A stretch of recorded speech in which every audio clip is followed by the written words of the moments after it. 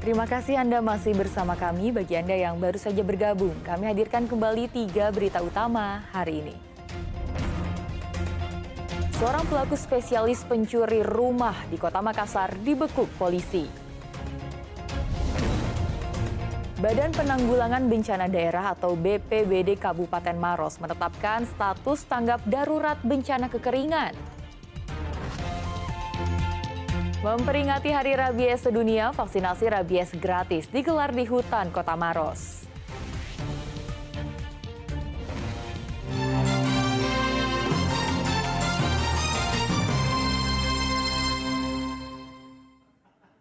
Kita ke informasi lain. Badan Penanggulangan Bencana Daerah atau BPBD Kabupaten Maros menetapkan status tanggap darurat bencana kekeringan. Pasalnya kekeringan ekstrim membuat puluhan ribu warga di 7 kecamatan dilanda krisis air bersih.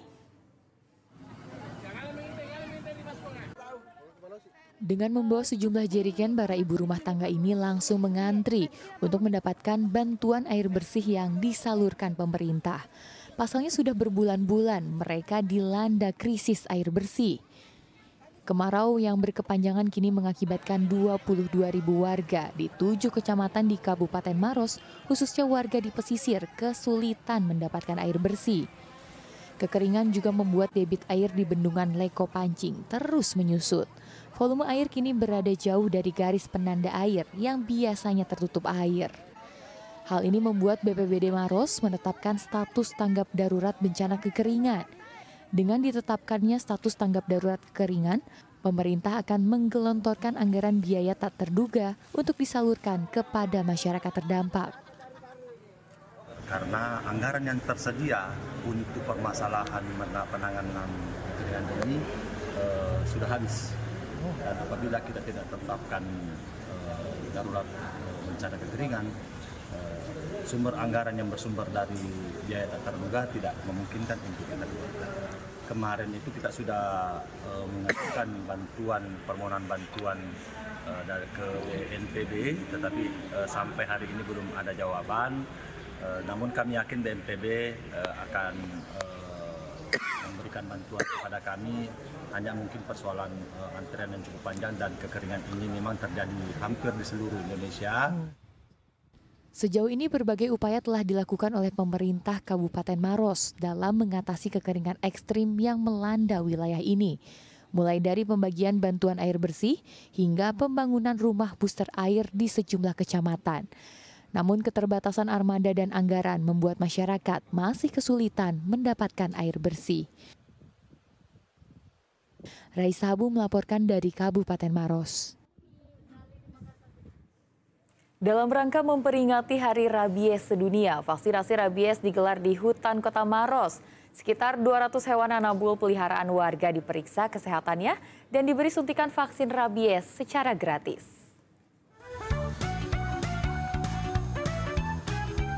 Gemas-gemas ya anabulnya. Selain gemas, hewan-hewan peliharaan ini juga dijamin sehat karena mereka sudah mendapatkan vaksin rabies. Ya, kegiatan vaksinasi ini digelar di hutan Kota Maros di Kecamatan Turikale, Kabupaten Maros. Dengan penuh antusias, ratusan warga membawa hewan peliharaan mereka untuk diperiksa sekaligus mendaftarkan anabulnya agar bisa mendapat vaksin rabies secara gratis. Untuk mendapatkan vaksinasi, anabul harus dipastikan sehat dan tidak hamil. Kegiatan vaksinasi rabies ini digelar dalam rangka memperingati Hari Rabies Sedunia. Balai Veteriner bekerja sama dengan pemerintah Kabupaten Maros menggelar vaksinasi gratis sebagai upaya menurunkan angka penularan rabies di Kabupaten Maros. Mulai dengan kegiatan sosialisasi penyakit rabies di 5 sekolah SD di Kota Maros. Kemudian diikuti dengan kegiatan edukasi kepada masyarakat, dan hari ini kami hadir di hutan Kota Maros dalam rangka melaksanakan pemeriksaan kesehatan hewan dan vaksinasi rabies gratis. Sampai dengan sekarang sudah terdaftar hampir 200 masyarakat yang mendaftar untuk melakukan vaksinasi terhadap hewannya. Dalam kegiatan ini pemerintah menyiapkan 300 dosis vaksin rabies. Selain pemeriksaan kesehatan dan vaksinasi gratis, ada juga kegiatan lomba mewarnai untuk anak-anak usia dini. Raisa Habu melaporkan dari Kabupaten Maros. Antisipasi adanya intimidasi pada jurnalis selama masa pilkada, Koalisi Advokasi Jurnalis resmi dibentuk di Kota Makassar. Koalisi ini juga mengedukasi para jurnalis agar patuh pada pedoman perilaku dan standar pers profesional. Untuk hadir dalam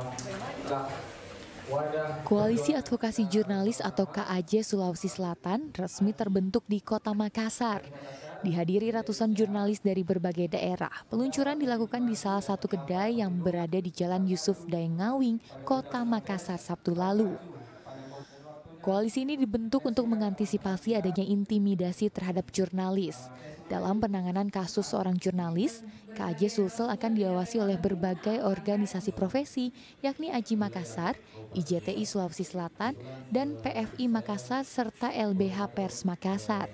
Selain peluncuran tim kerja, KAJ Sulsel juga menggelar diskusi publik bertemakan bagaimana peran pers dalam pilkada serentak. Khusus untuk kampanye ini, KAJ juga mengingatkan sekaligus mengimbau kepada seluruh jurnalis profesional untuk mentaati betul kode etik dan kode perilaku saat menjalankan tugas-tugas jurnalistik. Jangan sampai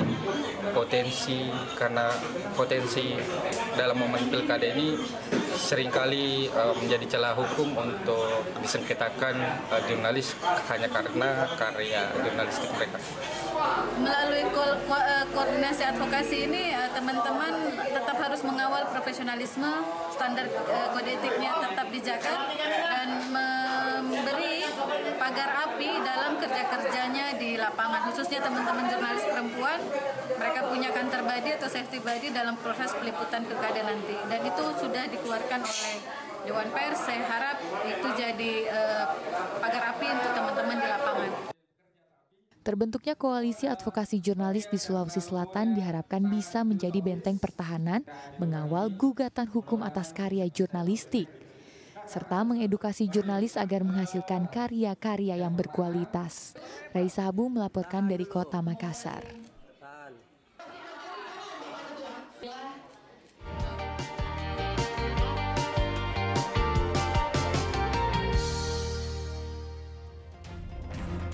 Dan informasi tadi mengakhiri jumpa kita hari ini. Atas nama rekan yang bertugas, saya Tia Anissa mengucapkan terima kasih atas kebersamaan Anda. Selamat beraktivitas dan sampai jumpa.